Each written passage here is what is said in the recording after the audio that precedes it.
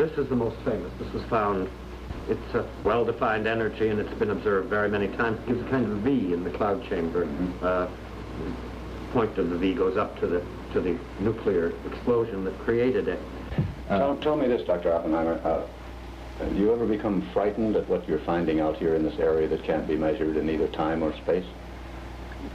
You see, that's a real point. I only get frightened when, and it happens very rarely, I think I have an idea.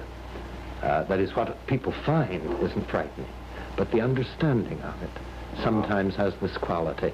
I remember a man who was my teacher in Göttingen, who's in Chicago now, James Franck. He said, the only way I can tell whether my thoughts are really have some weight is the sense of terror when I think of something new. Is it true that humans have already discovered a method of destroying humanity? Well, I suppose that really has always been true. You could always beat everybody to death. You mean to do it by inadvertence? Yes. Not quite. Not quite.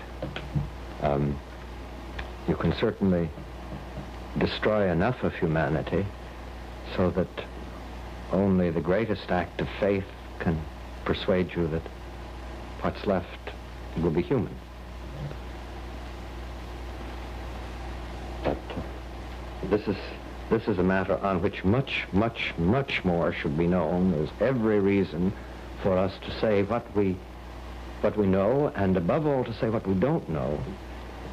The genetic problems, the problems of what might happen in the future to the human species as a result of having radioactivity in the body or having radiation outside. The geneticists don't know enough to be sure of that. We do know what happens if you're near an explosion, a bomb explosion. We know it from experience and from common sense.